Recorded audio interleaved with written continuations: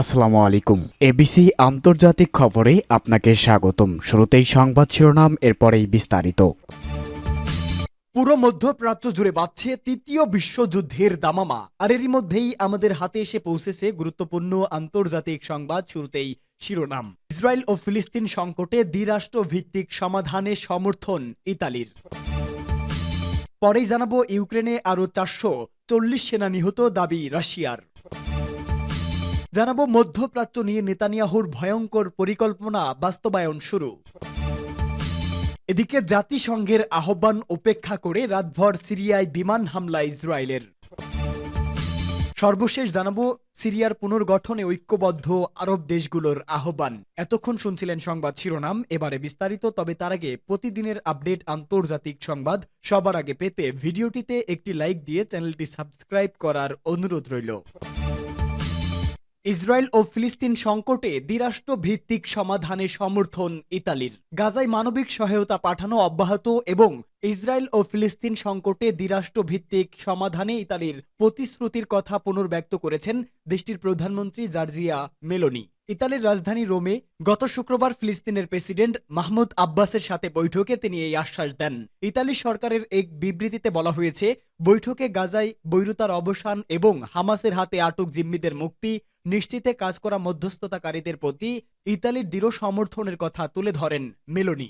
স্থায়ীভাবে গাজা সংকটের অবসানে দ্বিরাষ্ট্র কাঠামোর ভিত্তিতে একটি টেকসই রাজনৈতিক সমাধানের জন্য ইতালির সমর্থনের কথা পুনর্ব্যক্ত করে তিনি বলেন, এটি বাস্তবায়িত হলে ইসরায়েল ও ফিলিস্তিন উভয় রাষ্ট্রের নাগরিকই নিরাপত্তার সাথে শান্তিপূর্ণভাবে সহবাস স্থান করতে পারে। ফিলিস্তিনি প্রতিষ্ঠানগুলো সংস্কার ও শক্তিশালীকরণে সমর্থনের পাশাপাশি গাজার স্থিতিশীলতা ও পুনর্গঠনে অগ্রণী ভূমিকা পালনে ইতালির প্রস্তুতির কথাও উল্লেখ করেন তিনি।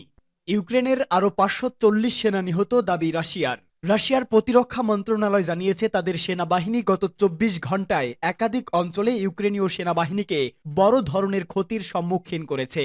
রাশিয়ার প্রতিরক্ষা মন্ত্রণালয়ের দাবি অনুযায়ী রাশিয়ার জাপাদ বাহিনী খার্কিভ অঞ্চল এবং লোহানস্ক পিপলস রিপাবলিকানে ইউক্রেনীয় সেনাদের উপর উল্লেখযোগ্য আঘাত এনেছে। এতে ইউক্রেনের প্রায় 540 জন সৈন্য নিহত হয়। রুশ মন্ত্রণালয় আরও জানিয়েছে, জাপাদ বাহিনীর ইউনিটগুলো তাদের কৌশলগত অবস্থান উন্নত করেছে। লোজোভায়া, জাগ্রিজোভা, নাদিয়া সহ অন্যান্য এলাকায় ইউক্রেনের 3টি ব্রিগেড, যান্ত্রিক, প্যারাটুপার এবং জেগার ব্রিগেড পরাজিত হয়েছে। এসব ঘটনা ইউক্রেন রাশিয়া যুদ্ধের আরও কয়েকটি উত্তেজনাপূর্ণ পর্ব, যা উভয় পক্ষেরই বড় ক্ষয়ক্ষতির সাক্ষী হয়ে দাঁড়িয়েছে। সূত্র আল মায়াদিন। মধ্যপ্রাচ্য নিয়ে নেতানিয়াহুর ভয়ঙ্কর পরিকল্পনা বাস্তবায়ন শুরু। গেল বছর হামাসের অপারেশন আল আকসা ফ্লোটকে অজুহাত বানিয়ে গোটা গাজা উপত্যকাকে নরকে পরিণত করেছে দখলদার ইসরায়েল। এখানেই থেমে থাকেননি নেতানিয়াহু, তার বাহিনী নির্বিচারে হামলা করেছে সীমান্তবর্তী লেবাননেও। এবার আসাদ সরকারের পতনের পর গড়িয়ে দেওয়া হয়েছে সিরিয়ার সামরিক শক্তি। নিজেদের নিরাপত্তার স্বার্থে এমনটা করেছে বলে জানায় তেল আবিব। তবে এমন হামলার আড়ালে ভয়ঙ্কর এক খেলার ইঙ্গিত পাওয়া যাচ্ছে, যা পাল্টে দিতে পারে গোটা দুনিয়ার সমীকরণ।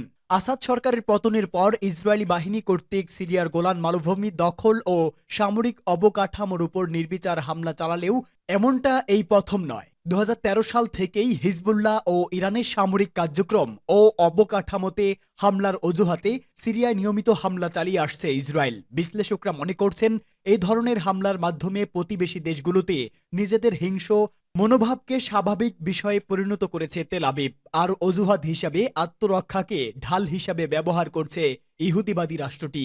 ইসরায়েলি প্রধানমন্ত্রী বেনিয়ামিন নেতানিয়াহু দাবি করেছেন, হামাস, ইরান ও হিজবুল্লাহর উপর ইসরায়েলি আক্রমণের কারণেই আসাদ সরকারের পতন হয়েছে।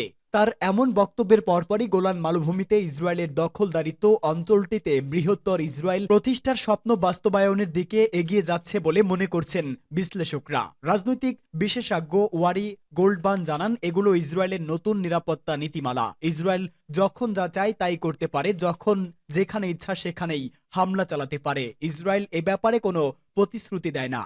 এই বিশ্লেষক জানান, মানুষ এখন বৃহত্তর ইসরায়েল নিয়ে কথা বলতে শুরু করেছে এবং ইসরায়েল কিভাবে প্রতিবেশী দেশগুলোতে নিজেদের উপস্থিতি বাড়াতে পারে তা নিয়ে আলোচনা করছে। তবে এমনটা সত্য নয় বলেও মনে করেন ওই বিশেষজ্ঞ। তার মতে, এটা অঞ্চলটিতে চলমান বিশৃঙ্খলার ফলাফল এবং ইসরায়েলের ধ্বংসাত্মক উন্মাদনার কারণে এমনটা করা হচ্ছে। জাতিসংঘের আহ্বান উপেক্ষা করে রাতভর সিরিয়ায় বিমান হামলা ইসরায়েলের। হামলা বন্ধে জাতিসংঘ মহাসচিবের আহ্বান উপেক্ষা করে সিরিয়ার রাজধানী দামেস্কে হামলা চালিয়েছে ইসরায়েলি বাহিনী। রাতভর ব্যাপক বিমান হামলা চালায় ইসরায়েলি সামরিক বাহিনী। এক প্রতিবেদনে কাতার ভিত্তিক সংবাদ মাধ্যম আল জাজিরা জানিয়েছে, রাজধানী দামেস্কে সিরিয়ার সেনাবাহিনীর ৪র্থ ডিভিশনের সদর দপ্তর এবং কাছের গ্রাম অঞ্চলে অবস্থিত একটি রাডার ব্যাটালিয়ন লক্ষ্য করে ব্যাপক বিমান হামলা চালিয়েছে ইসরায়েল। বাশার আল আসাদের পতন উদযাপন করতে এদিন হাজার হাজার মানুষ রাস্তায় নেমে এসেছিলেন। এ সময় ইসরায়েলি বাহিনী হামলা চালায়, তবে এখন পর্যন্ত হতাহতের কোনো খবর পাওয়া যায়নি।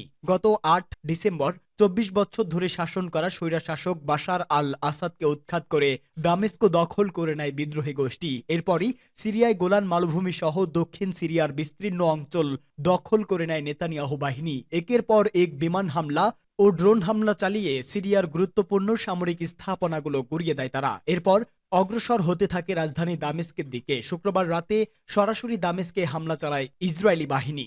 ইসরায়েলি প্রতিরক্ষা বাহিনীর দাবি, আসাদ সরকারের পতন হওয়ার পর অস্ত্র ও সামরিক স্থাপনাগুলো যাতে বিদ্রোহীদের হাতে চলে না যায় এবং তাদের জন্য হুমকি সৃষ্টি করতে না পারে, এজন্য তারা অভিযান চালাচ্ছে। ইসরায়েলের এমন অভিযানের নিন্দা জানিয়েছে সৌদি আরব, কাতার ও ইরাক। এরপর জাতিসংঘের মহাসচিব অ্যান্তনিও গুতারেস ইসরায়েলি প্রধানমন্ত্রী বেনিয়ামিন নেতানিয়াহুকে সিরিয়ায় হামলা বন্ধ করতে আহ্বান জানান, কিন্তু সেই আহ্বানে কান না দিয়ে দামেস্কে হামলা চালায় আইডিএফ।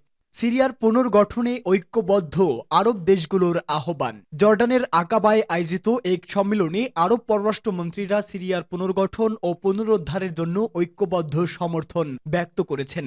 মন্ত্রীরা বলেছেন, তারা এমন একটি অন্তর্ভুক্তিমূলক সিরিয়া দেখতে চান যেখানে রাজনৈতিক ও সামাজিক সকল গোষ্ঠীর অধিকার নিশ্চিত হবে। পাশাপাশি তারা শরণার্থীদের দেশে ফিরে আসার জন্য স্থিতিশীল পরিবেশ তৈরিতে সহযোগিতা করার অঙ্গীকার করেছেন। আরব নেতারা জানিয়েছেন, সিরিয়া যেন বিভক্তি না হয়ে একটি স্বাধীন, ঐক্যবদ্ধ ও স্থিতিশীল রাষ্ট্র হিসেবে পুনর্গঠিত হয়, সেটাই তাদের মূল লক্ষ্য। তারা এই সংকটময় সময়ে সিরিয়ানদের প্রতি রাজনৈতিক, অর্থনৈতিক ও মানবিক সহায়তা অব্যাহত রাখার প্রতিশ্রুতি দিয়েছেন। বিশেষ করে কাতার ও জর্ডান ইতোমধ্যে মানবিক সহায়তা পাঠানোর কার্যক্রম শুরু করেছে এবং আন্তর্জাতিক সম্প্রদায়ের কাছ থেকে আরও সহযোগিতা পাওয়ার চেষ্টা করছে। আরব মন্ত্রী পরিষদের বিশেষ যোগাযোগ গ্রুপ জর্ডান, সৌদি আরব, ইরাক, লেবানন, মিশর এবং আরব লীগের মহাসচিব অন্তর্ভুক্ত। একটি যৌথ বিবৃতিতে সিরিয়ার নেতৃত্বাধীন শান্তিপূর্ণ রাজনৈতিক পরিবর্তনের প্রতি সমর্থন জানিয়েছে। তারা উল্লেখ করেছে, এই গুরুত্বপূর্ণ সময়ে সিরিয়ার জনগণের ইচ্ছা ও পছন্দের প্রতি শ্রদ্ধাশীল থেকে প্রয়োজনীয় সব ধরনের সহায়তা প্রদান করা হবে। বিবৃতিতে আরও বলা হয়েছে, জাতীয় সংলাপ এবং সিরিয়ার জনগণের মধ্যে ঐক্য স্থাপনের মাধ্যমে একটি স্বাধীন, নিরাপদ ও শক্তিশালী আরব রাষ্ট্র হিসেবে সিরিয়ার পুনর্গঠনে কাজে এগিয়ে আসতে হবে।